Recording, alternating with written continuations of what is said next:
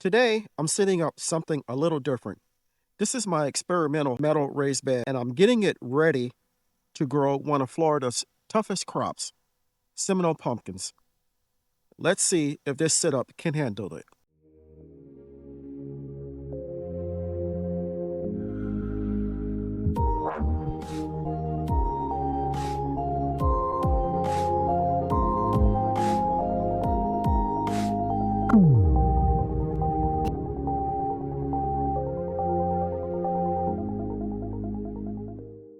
So this is the bed right here. Metal raised bed, full sun, and we're about to build the soil from the ground up. Seminole pumpkins grow wild down here in the south, so I'm trying to create or replicate a space where they can really thrive.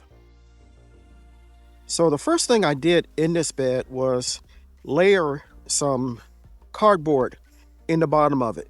The cardboard is good for attracting earthworms, and I want to get as many earthworms in this bed as I possibly can get. Secondly, we added woody material. I use sticks, small branches, and even some old garden debris. This is going to break down over time and act like a sponge, holding moisture in the bed. This is especially important here in Florida since the metal bed is going to heat up significantly. I also added some shredded paper in the form of junk mail, and this is what you're seeing here.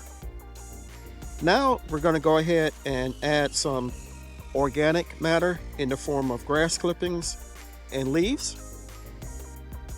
This is going to bring the life into the bed, microbes, nutrients, and all the good stuff that your plants need.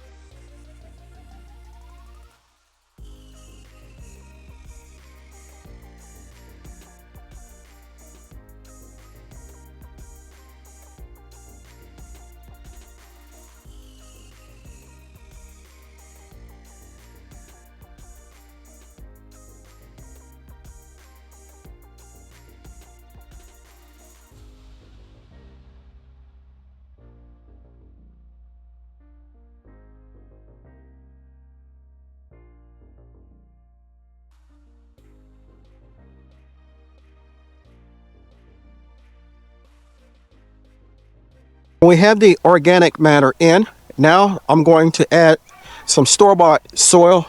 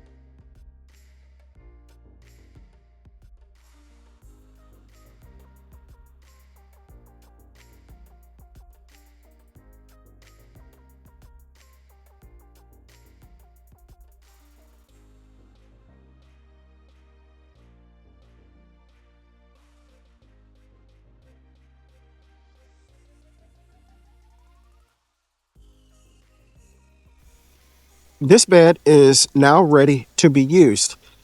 Seminole pumpkins like rich soil. They're not very picky, so even without adding amendments to it, this bed is ready.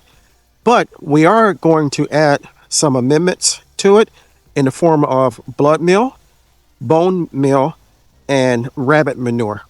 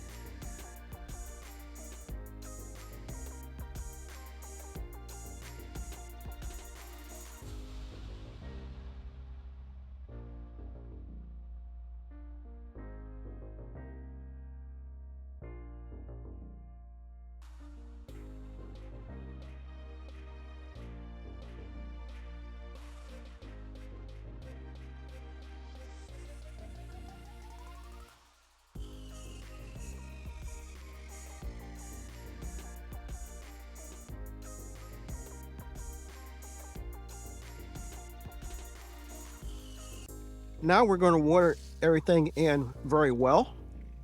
This helps with or to begin the process of everything breaking down and helps everything settle in. Now, my seeds are coming in the mail. They should be here tomorrow, if not by Tuesday. And we'll get the Seminole pumpkins planted in basically one mound in this side of the bed. And we may plant something else in the bed, not really sure. But we are going to plant the Seminole pumpkins in. And hopefully, we will be very successful. And more importantly, my grandsons will learn a lesson as far as learning to take care and grow their own food. I think I could probably use a couple more beds of sand, um, 1.5 cubic liters or more, maybe 3 or 4. And I may add some of that in also. Because once the process starts breaking down, um, the level is going to drop. And just like that, this raised bed is filled and ready for Seminole pumpkin planting. Now it's ready for the Florida heat, the pests, and everything that comes along with growing in Florida. I hope you enjoyed the video. Hope you got something out of it. Hope it brought a smile to your face and a little joy to your heart. If this experiment works, I will be tremendously satisfied. If you enjoyed the video, give me a thumbs up. Leave me a comment. Have you guys ever grown Seminole pumpkins or pumpkins in general in Florida? This is going to be my first time, so I'm interested and very anxious to see how well I can do it. If you haven't subscribed to my channel, take a moment to consider doing so. I can grow a lot of food by myself, but the one thing I can't grow is this channel without your help. If you do decide to subscribe, don't forget to hit the notification bell all so you'll be notified whenever I upload new content. Chances are, if you like my content, your family and friends will also, so it's okay to share. So until next time, always remember to give the thanks to God, for without Him, we are nothing. Stay blessed, stay strong, and grow, grow, grow.